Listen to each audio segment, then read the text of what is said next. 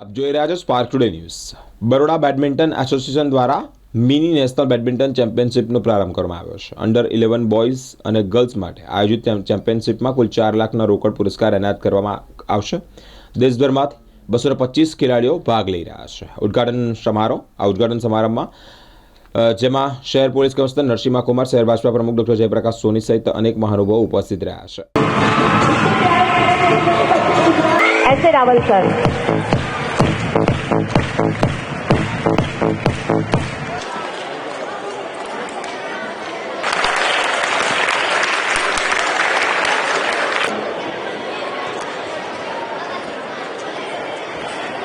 Andaman Nicobar and Assam. Thank you. Distinguished guests on the dais. And the first row.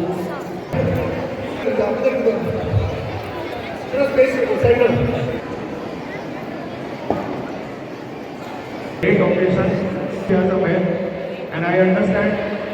Vadodara સંસ્કારી નગરી, કલા નગરી, સ્પોર્ટ્સને પણ પ્રોત્સાહન આપવાની નગરી। આજે વડોદરા ખાતે સમા સ્પોર્ટ્સ કોમ્પ્લેક્સમાં 4th મિની ટેબલ ટેનિસ ચેમ્પિયનશિપનું આયોજન થયું છે। નરેન્દ્ર મોદીજીનું જે વિઝન છે ફિટ ઇન્ડિયા મુવમેન્ટ અને ખેલો ઇન્ડિયા મુવમેન્ટ, જેના અંતર્ગત અનેક પ્રકારની રમતોનું આયોજન, સ્પર્ધાનું આયોજન થઈ રહ્યું છે। ભારતના ખેલાડીઓ દેશ વિદેશની અંદર જઈને ભારતનું નામ રોશન કરી રહ્યા છે।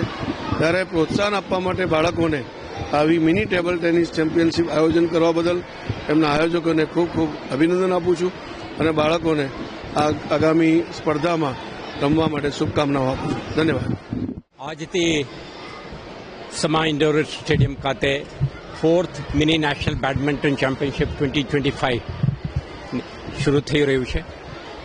આમાં પાર્ટિસિપેટ કરવા માટે દેશભરમાંથી ખેલાડીઓ, ટેલેન્ટ્સ આ કાર્યક્રમમાં ઉપસ્થિત છે અને બરોડા બેડમિન્ટન એસોસિએશન દ્વારા આયોજિત આ ઇવેન્ટ વડોદરા માટે એક પ્રેસ્ટિજિયસ ઇવેન્ટ છે અને આવા ટુર્નામેન્ટ્સ વડોદરા જેવા શહેરોમાં જ્યારે થાય તો સ્થાનિક શહેરવાસીઓને, લોકલ ટેલેન્ટ્સને એક ઓપોર્ચ્યુનિટી મળે છે પ્લેયર્સને જોવા માટે, પ્રેરિત થવા માટે અને પોતાના જે ટેલેન્ટ છે ભવિષ્યમાં ફાઇન ટ્યુન કરીને શોકેસ કરવા માટે એક ઓપોર્ચ્યુનિટી મળે છે। હું એપ્રિશિએટ કરું છું બરોડા બેડમિન્ટન એસોસિએશને આ પ્રકારના એક નેશનલ ઇવેન્ટને આપણા શહેરમાં લાવીને તમે શોકેસ કરી રહ્યા છો અને સાથે સાથે જે રીતે આખું આયોજન કરી છે, હું માનું છું કે તમામ એજ ગ્રુપના જે પાર્ટિસિપન્ટ્સને ત્યાં વન્ડરફુલ સ્ટે અને એમને પાર્ટિસિપેશન મળશે। 4 દિવસ ચાલનારા ઇવેન્ટના અંતે હું માનું છું કે કેટલાક ખેલાડીઓ પોતાના ટેલેન્ટ્સના આધારે વિજેતા થઈને નીકળશે, તો ગુજરાત માટે, આખા દેશ માટે આ એક ગર્વની વાત।